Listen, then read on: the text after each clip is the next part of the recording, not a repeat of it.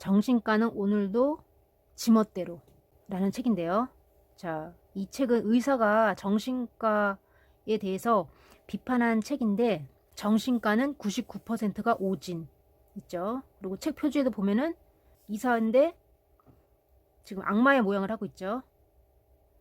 의학계로부터도 절찬, 롱그셀러, 스테디셀러, 일본 전국에서 압도적으로 반향을 불러일으켰던 책인데 몇 차례에 걸쳐서 이 책에 대한 내용을 한번 알아보도록 하겠습니다. 먼저 차례를 볼게요. 정신의학은 제멋대로, 마음대로 한다는 말이죠. 제 마음대로, 지멋대로 한다는 말이죠. 정신의학은 왜 태어났는가? 비과학으로서의 정신의학. 그날 기분에 따라서 결정되는 진단 기준. 미국 정신의학계 거두의 반성. 효과가 없는 고문 치료. 정기 경련 요법. 안전한 정신약은 있을 수 없다. 약이 듣지 않는 신뢰, 치료 요법이므로 좋을 수 없다. 어느 환자의 입원 체험. 어째서 정신병원에서 이만큼의 사람이 죽는 것입니까? 도내라는 건 동경도내를 말합니다. 도내 불심사로부터 속속들이 검출되는 정신약. 10일간의 의료 보호 입원. 부작용의 보고. 정신의학은 제멋대로의 세계. 내가 정신의학을 사기라고 부르는 이유 있죠. 제2장에서 그런 내용이 있고 또 제3장에서는 이것은 병이 아니다. 뭐 발달장애라든지 ADHD도 나와 있죠. 옛날에 AGH라고는 말하지 않았다. 어린이라고 말했다. 그 다음에 이상한 병명 우울증, 이익학행. 그러니까 제멋대로이고 이익항이라는 거는 기준이 없다는 거죠. 그리고 이상한 병명 우울증, 우울병. 대대적인 캠페인의 성과 조울병. 만인에게, 모든 사람에게 해당하는 강박성 장애. 고객 마케트를 일으키는 불안장애, 사회 불안장애. 이런 병명을 자꾸 만들어서 환자를 만든다는 거죠. 그 다음에 부모의 사기적 행위? 퀘스천마크하고 심적 외상 후 스트레스 증후군 PTSD. 토라우마는 인생의 원동력인데도 불구하고 땡땡땡. 정신과의와 부모에 의한 공동학대. 공동학대라는 거죠. PTSD로 정신과에 가면 땡땡땡 어떻게 되는지. 우수한 정신과의는 치료하지 않는 인격장애 라고 한다는 거죠. 치료 끝에 비참한 결과 기분 변조증, 그 다음에 섭취장애, 진짜는 3000분의 1, 실조증. 정신과에 속지 않기 위해서 내가 실천하는 정신 증상의 대응책. 자, 1장 정신의학은 제멋대로이다. 왜 제멋대로인지 한번 알아보도록 하겠습니다. 일단 정신의학이 어떻게 만들어졌는지. 정신의학이라는 것은 정신과 의학을 같이 생각하는 것은 근대까지 존재하지 않았다. 교과서적으로는 1818년이라고 되어 있고 지금으로부터 약 200년 전이다. 다른 의학과 비교해서 역사가 얕은 것은 다른 병과는 달리 정신의 동향이 개성이나 종교, 철학과 연결되어 있다고 생각되어졌기 때문이고 병이라고 한다는 의식이 존재하지 않았기 때문이다 라는 거죠. 일찍부터 정신에 대해서 병이라는 의식은 일찍이 없었다는 거죠. 그 정신병자의 대우에 대해서는 고대에서 현재에 있어서도 커다란 차이가 없다. 말하자면 대다수 일반의 눈으로 봐서 이질적이다. 사회적으로 뭔가 안 좋다는 것을 규정하고 사회적으로 바람직하지 않다고 또 다른 사람과 뭔가 다르다라는 것을 규정하고 격리한다는 것이 그 생각의 기본으로서 존재해 왔다는 거죠. 그런 사람들을 따로 분리시키고 격리시키는 생각에서 왔다는 거죠.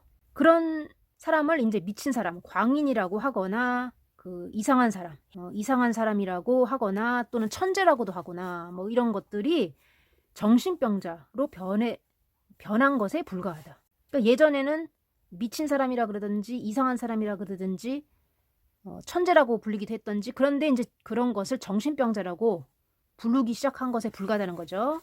결국 정신의학이든 심리의학이든 그 발상과 기원을 따져가면은 우생학이라고 하는 개념에 도착한다. 이제 우생학에서 왔다는 거죠. 정신의학이라든지 심리학이라는 건 우생학. 그러니까 우생학이라는 것은 자신은 이상하지 않고 다른 인간은 이상하다. 따라서 자신이 우수하다라고 하는 생각이 근본에 있고 이제 바꿔서 말하면 왜 그들은 열등한가? 왜 이상한가?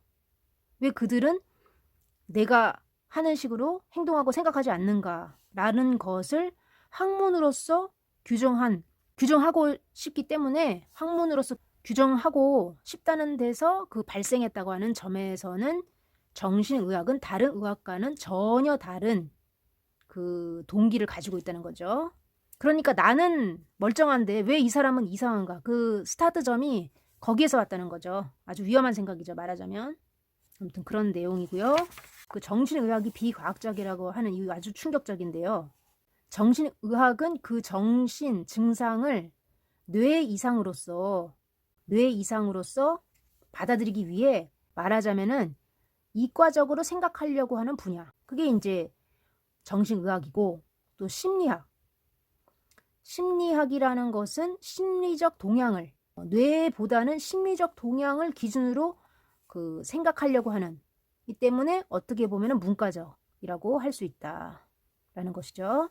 뇌나 유전자라고 하는 문제보다도 개성으로서 일단 접근하는 심리학 쪽이 일반 사람에게는 받아들이기 쉬운 것이 사실이지만, 원래 그 어느 하나가 우수하다고 하는 문제가 아니라 양쪽의 모든 시점으로부터 인간을 탐구해 나가지 않으면 안 됩니다. 그런데 유감스럽게도 이 협조는 현대에 있어서도 거의 보여지지 않는 것이 실정입니다. 원래 뇌 이상이라고 하는 것이 정신의학에 있어서 아직 질환의 원인은 과학적으로 알지 못한다는 거, 과학적으로. 뇌 질환이. 약물 효과에 대해서도 마찬가지입니다. 아주 충격적이죠. 지금 다 뇌에 대해서 진단을 내리고 약물도 처방하고 있는데 과학적인 근거가 없다는 거예요. 과학적으로. 지금 있는 질환 이론, 약물 이론이라고 하는 것은 이 책이 이제 출판된 게 뭐 2012년인데 아직까지도 마찬가지죠.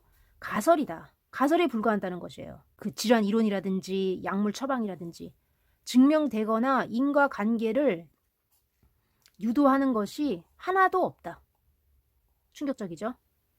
그러니까 그것은 결국 정신의학, 정신질환 모두가 주관이고 의사의 그 인격에 일임되어 있다고 하는 위험성을 증명하는 거죠. 그것을 지금 뒷받침한다는 거죠. 의사가 어떤 기준이 딱 있는 것이 아니라 의사의 주관에 의해서 판단하는 것이기 때문에 의사의 인격에 일임되어 있다고 하는 것입니다. 일임되어 있다고 한다는 것입니다. 또 부작용이 일어나는 게 확실한 그 약물 치료가 의사의 그냥 개인적인 판단에 의해서 내려진다는 겁니다. 예를 들면 DSM이라고 하는 미국의 정신과학 기준, 정신 진단 기준에 관해서는 제약회사와 유착의 깊은 정신과 그러니까 다수결이나 그날의 기분에서 기준을 정했다고 하는 에피소드가 남아있을 정도이다. DSM 제4판에서 편집의 의장을 맡은 아렌 프란세스 의학 박사는 출판 예정의 DSM에 관해서 반성을 하면서 이와 같이 말했다. 그러니까 DSM은 터무니없는 처방으로도 이어지기 쉬운 검증되지 않은 새로운 진단의 도입이다. 이러한 레텔이 붙여졌다. 아무튼 이렇게 위험성에 대해서 편집의 의장을 맡은 사람조차도 이렇게 위험성을 경고했죠. 위험성에 대해서. 정신장애 점점 늘어나고 있죠. 점점 늘어나고 있습니다. 그 다음에 미국의 그 정신의학계 거장의 반성. 정신의학계는 과학적인 근거가 없고 단기적으로는 유효성이 인정되어 있지만 장기적으로는 해를 끼치는 것이 근년에 점점 더 명백해져 왔다. 하면서 정신의료 그 자체의 근본적인 개혁을 요구하고 있었다. 다음 내용은 다음 시간에 또 알아보도록 하겠습니다.